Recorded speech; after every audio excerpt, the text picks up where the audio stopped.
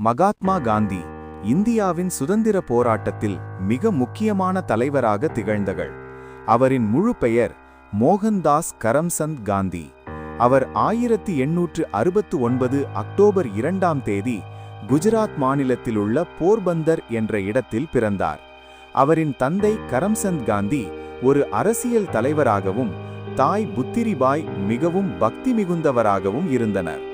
தாயின் நல்ல பண்புகள் காந்தியின் வாழ்க்கையில் பெரிய தாக்கத்தை ஏற்படுத்தின. காந்தி தனது ஆரம்ப கல்வியை இந்தியாவில் முடித்தார்.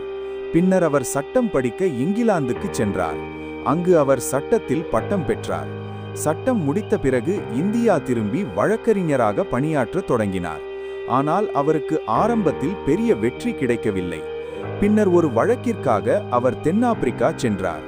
அங்கு இந்தியர்களுக்கு எதிரான இனவெறி மற்றும் அநீதி அவரை மிகவும் பாதித்தது. ஒரு நாள் ரயிலில் முதல் வகுப்பு டிக்கெட் இருந்தும் வெள்ளை மனிதர் அல்லாததால் அவரை வெளியே தள்ளிவிட்டனர். இந்த சம்பவம் அவரது வாழ்க்கையில் பெரிய திருப்பமாக அமைந்தது. அந்த அனுபவம் அவரை அநீதிக்கு எதிராக போராட தூண்டியது. அதன் பிறகு அவர் சத்தியாகிரகா என்ற புதிய போராட்ட முறையை அறிமுகப்படுத்தினார். இது வன்முறை இல்லாத போராட்டம், உண்மை மற்றும் அகிம்சை அடிப்படையாக கொண்டது.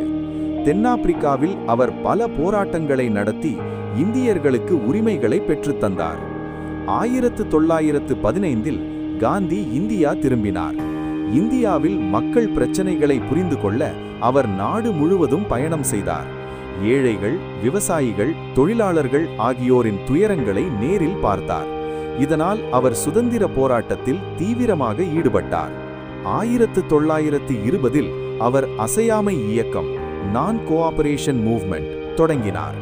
மக்கள் பிரிட்டிஷ் அரசின் பொருட்களை பயன்படுத்தாமல் அரசு வேலைகளை விட்டு விலகி போராட்டத்தில் கலந்து கொண்டனர். இது இந்தியர்களில் பெரிய விழிப்புணர்வை ஏற்படுத்தியது. 1930 காந்தி உப்பு சத்தியாகிரகத்தை ஆரம்பித்தார். பிரிட்டிஷ் அரசு உப்பிற்கு வரி விதித்ததை எதிர்த்து காந்தி 240 மைல்கள் நடைபயணம் செய்து கடலுக்கு சென்று உப்பு தயாரித்தார். இந்த நிகழ்வு உலகம் முழுவதும் கவனம் பெற்றது. காந்தி எப்போதும் அகிம்சையை வலியுறுத்தினார்.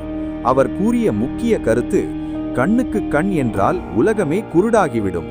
அவர் எப்போதும் அமைதியான வழியில் போராட வேண்டும் என்று நம்பினார்.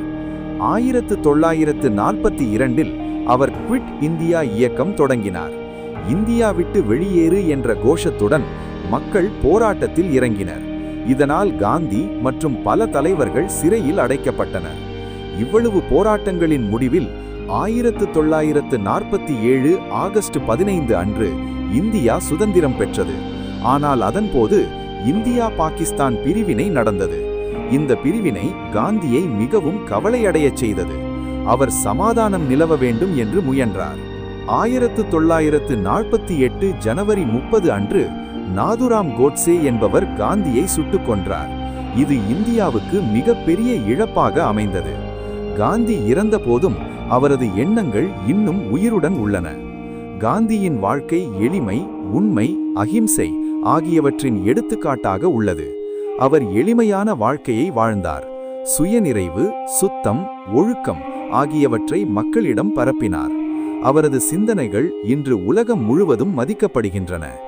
Martin Luther King, Nelson Mandela போன்ற தலைவர்கள் காந்தியின் கொள்கைகளால் ஈர்க்கப்பட்டனர். முடிவாக, மகாத்மா காந்தி ஒரு அரசியல் தலைவர் மட்டுமல்ல, மனிதநேயத்தின் அடையாளம். அவர் காட்டிய பாதை எப்போதும் மனிதர்களுக்கு ஒளிகாட்டும். உண்மை மற்றும் அகிம்சை என்ற இரு ஆயுதங்களால் உலகத்தை மாற்ற முடியும் என்பதை அவர் நிரூபித்தார்.